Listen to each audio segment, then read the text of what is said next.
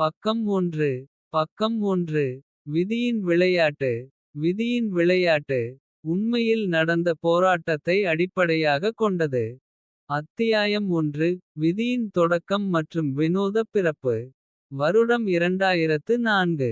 கிராமமே அமைதியாக இருந்த அதிகாலை பொழுதில். நாகேந்திரனின் அம்மா நிலாமாலை பிரசவ வலியில் துடித்தார்.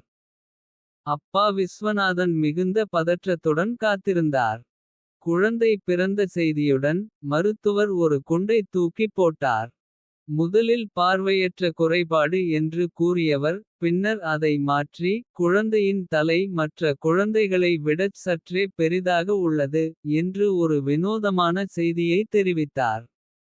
விஸ்வநாதன் ஒரு பெருஞ்சுமை குறைந்ததாகவும். அதே சமயம் ஒரு புதிய மர்மப் புதிரை தாங்கிக் கொண்டதாகவும் உணர்ந்தார். அத்தியாயம் 2. 6 மாதங்கள் ஓட்டம் மற்றும் மர்மமான அறுவை சிகிச்சை.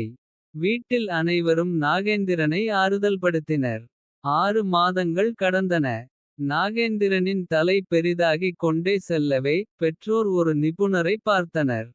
மருத்துவர் தலை அழுத்தத்தை குறைக்க.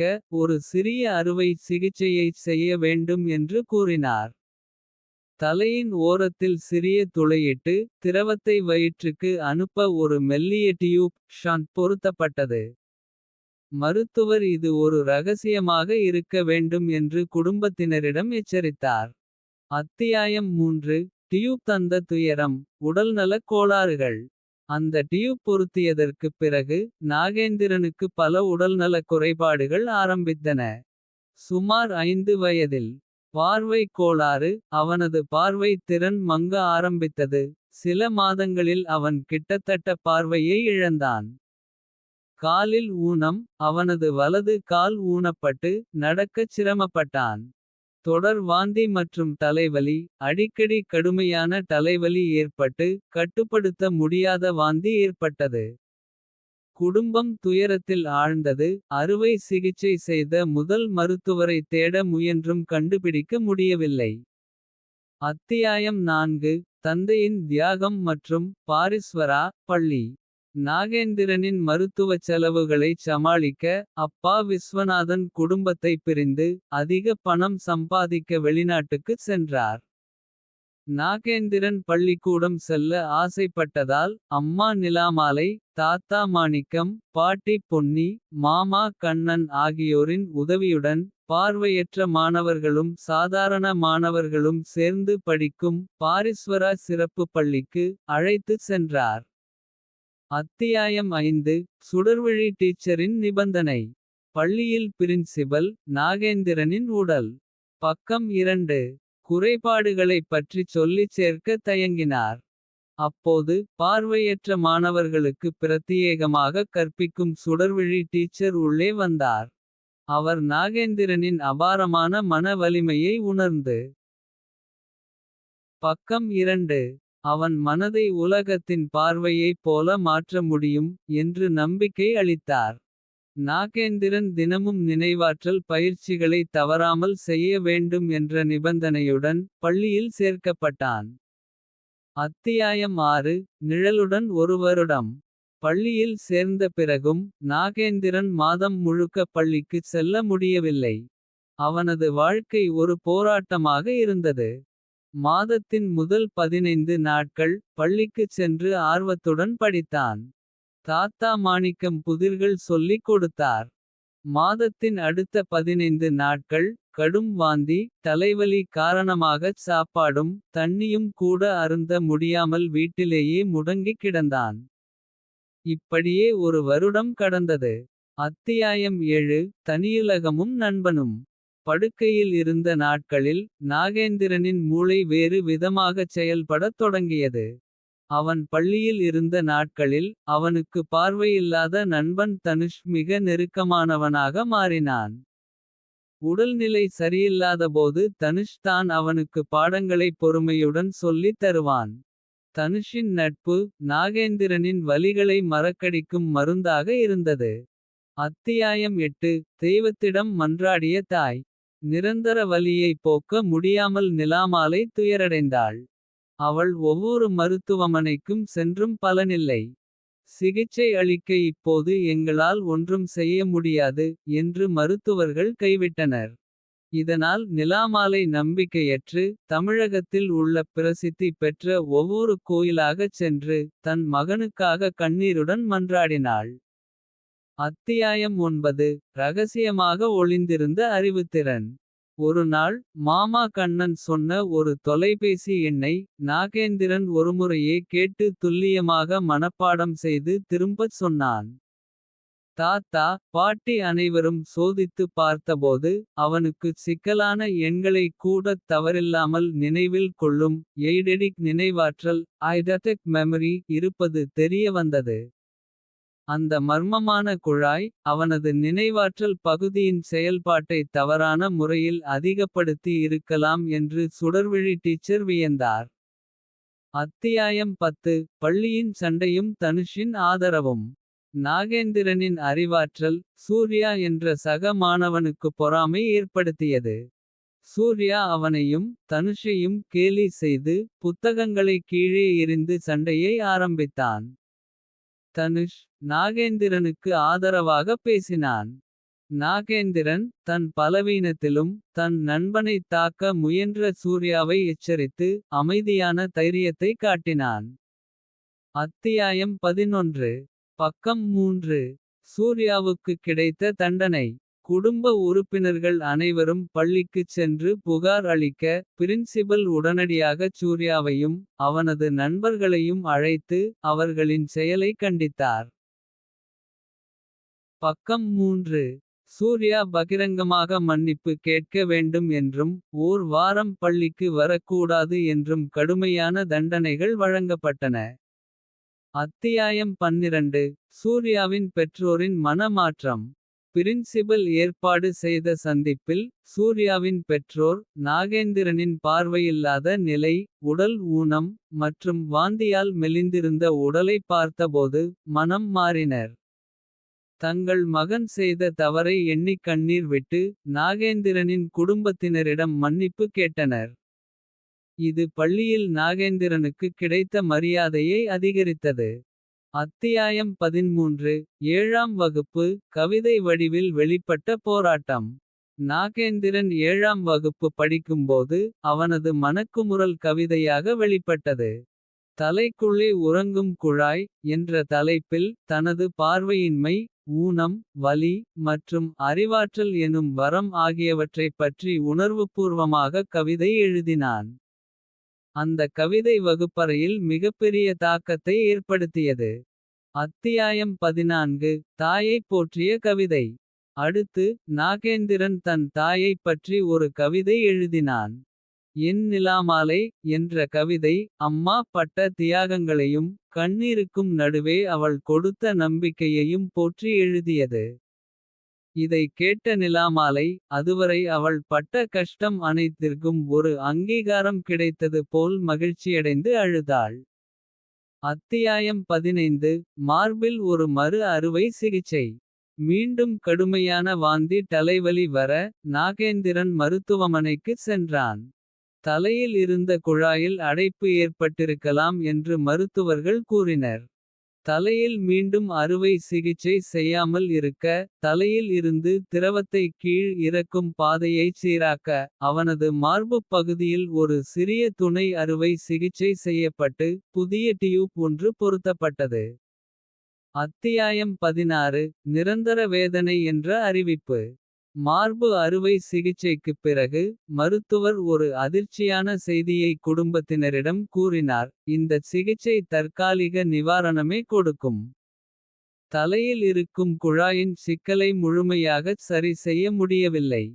அதனால் நிரந்தரமாக வாந்தி தலைவலி வராமல் எங்களால் தடுக்க முடியாது. நாகேந்திரன் நிரந்தர வேதனையுடன் வாழ வேண்டும் என்ற வார்த்தை. குடும்பத்தினரை துயரப்படுத்தியது. அத்தியாயம் 17. தந்தையின் உறுதி மற்றும் கண்ணில் ஒரு சிறிய அறுவை சிகிச்சை. வெளிநாட்டில் இருந்து அப்பா விஸ்வநாதன் வீடியோ காலில். நாகா நீ தனியா இல்லை. உன் வலி ஒரு நாள் உன் பலமா மாறும். நான் இருக்கிறேன் என்று உறுதியளித்தார். பக்கம் 4. இதற்கிடையில் மற்றவர்கள் கேலி செய்வதை தவிர்க்கவும். தோற்றம் இயல்பாக இருக்கவும். நாகேந்திரனின் சற்று பெரிய கண்களின் அளவை சரிசெய்ய ஒரு சிறிய கண் அறுவை சிகிச்சை செய்யப்பட்டது. பக்கம் 4. அத்தியாயம் 18. தாத்தா பாட்டியின் அர்ப்பணிப்பு. நிலாமாலைக்கு வீட்டு வேலை இருந்ததால். நாகேந்திரனின் கண்ணில் செய்யப்பட்ட அறுவை சிகிச்சைக்காக. தாத்தா மாணிக்கமும் பாட்டி பொன்னியும் மட்டுமே மருத்துவமனைக்குச் சென்றனர். அவர்கள் இருவரும் பாசத்துடனும் பொறுப்புடனும் நாகேந்திரனை கவனித்து. இந்தச் சிகிச்சையையும் வெற்றிகரமாக முடித்து வைத்தனர். அத்தியாயம் 19. அன்னையின் கண்ணீர். கண் அறுவை சிகிச்சை முடிந்து வீடு திரும்பிய நாகேந்திரன். தன் அம்மாவை பார்க்க ஏங்கினான். அறுவை சிகிச்சை செய்யப்பட்டதால். அவனது கண்களின் ஓரத்தில் இருந்த லேசான காயங்களையும் தழும்புகளையும் பார்த்த நிலாமாலை. மகனின் ஒவ்வொரு வலியையும் எண்ணிக் கட்டுப்படுத்த முடியாமல் அழுதாள். அத்தியாயம் 20. கேள்விகள் அடுக்கப்படும் நாள். தொடர்ச்சியான அறுவை சிகிச்சைகளையும். அம்மாவின் கண்ணீரையும் பார்த்த நாகேந்திரன். ஒருநாள் குடும்பத்தினரிடம் என் தலையில் ஒரு டியூப். மார்பில் ஒரு ஆபரேஷன். கண்ணில் ஒரு ஆபரேஷன். அந்த டியூப் மட்டும் வைக்காம இருந்தா எவ்ளோ கஷ்டம். என்று கேள்வி கேட்டான். தாத்தா மாணிக்கம் அதுதான் உனக்கு உயிர் கொடுத்தது. நீ உயிர் பிழைக்க அது தேவைப்பட்டது.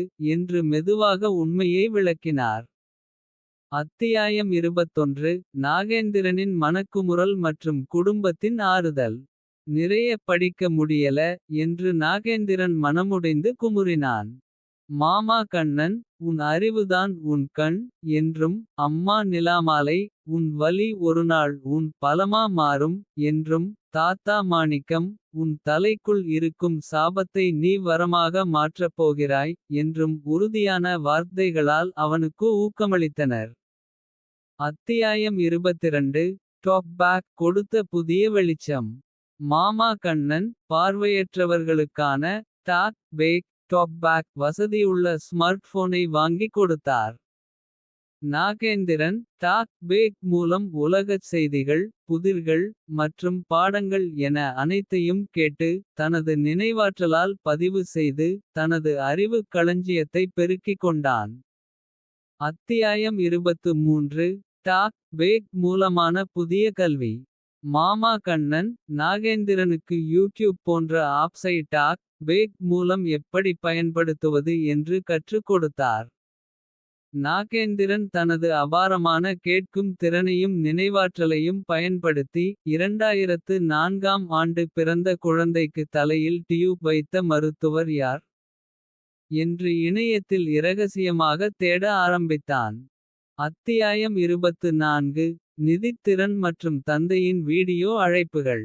மாமா கண்ணன் நாகேந்திரனுக்கு கூகிள் அக்கவுண்ட் மற்றும் கூகிள் பே போன்ற நிதி பரிவர்த்தனை ஆப்ஸை. பக்கம் 5. டாக் பேக் மூலம் பயன்படுத்த கற்றுக் கொடுத்தார். அப்பா விஸ்வநாதன் தினமும் வீடியோ கால் செய்து பேசினார். ஒரு நாள் நாகேந்திரன் தலைக்குள் டியூப் வைத்த டாக்டர் பெயர் என்ன. பக்கம் 5. என்று கேட்க விஸ்வநாதன் தயங்கி. அவர் பெயர் ஏதோ ஒரு வர்மன் இல் முடிந்தது என்று மட்டும் கூறினார். அத்தியாயம் 25. சமூக வலைத்தள பிரவேசம் மற்றும் ரகசிய தேடல். நாகேந்திரன் மாமா கண்ணன் உதவியுடன் வாட்ஸ்அப் டெலிகிராம். ஃபேஸ்புக் போன்ற சமூக வலைத்தளங்களிலும் கணக்கு தொடங்கினான். விஸ்வநாதன் தயக்கத்துடன் சொன்ன அந்த பெயர் வர்மன் என்ற குறிப்பு. நாகேந்திரனின் நினைவாற்றலில் ஆழமாக பதிந்து. ரகசிய தேடலை தீவிரப்படுத்தியது. அத்தியாயம் 26. 9ஆம் வகுப்பின் புதிய வழிகாட்டி. நாகேந்திரன் 9ஆம் வகுப்பை அடைந்தான்.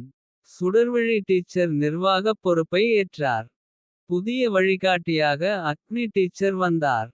அவர் நாகேந்திரனின் திறமையை பாராட்டி. உன் வலி உன் பலம் என்றும். உனக்கு இந்தச் சிகிச்சை செய்த அந்த மருத்துவர் யார் என்று கண்டுபிடி.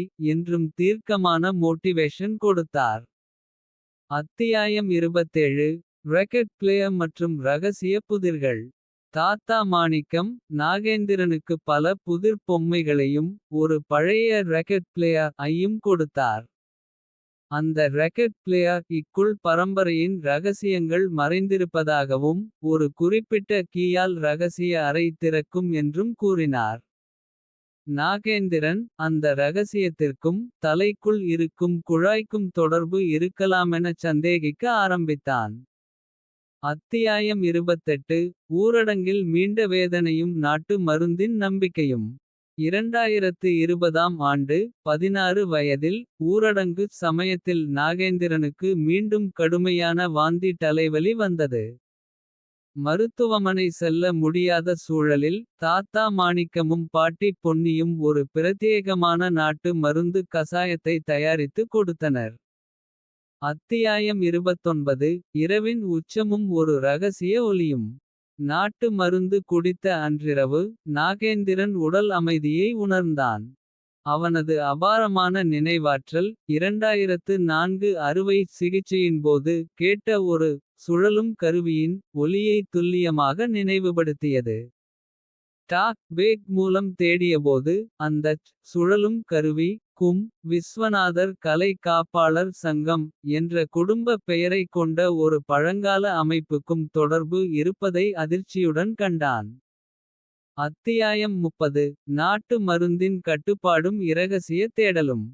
தாத்தா மாணிக்கம் நாட்டு மருந்தை காலையில் வெறும் வயிற்றில் மட்டுமே குடிக்க வேண்டும் என்றும். சிக்கன் போன்ற உணவுகளை தவிர்க்க வேண்டும் என்றும் கட்டுப்பாடு விதித்தார். நாகேந்திரன் தாத்தாவிடம் ரெக்கெட் பிளேயர் ரகசியத்திற்கும் குழாய்க்கும் உள்ள தொடர்பை பற்றி பேசினான். தாத்தா முதலில் மருந்தைச் பக்கம் 6 சாப்பிடச் சொல்லி அவனைச் சமாதானப்படுத்தினார். அத்தியாயம் 31 ஒரு வருட கடின உழைப்பின் விளைவு. நாகேந்திரன் ஒரு மாதம் முழுவதும் அந்த கசாயத்தை பக்கம் 6 கட்டுப்பாடுடன் குடித்ததால் அவனது தலைவலியும் வாந்தியும் முற்றிலும் நீங்கியது.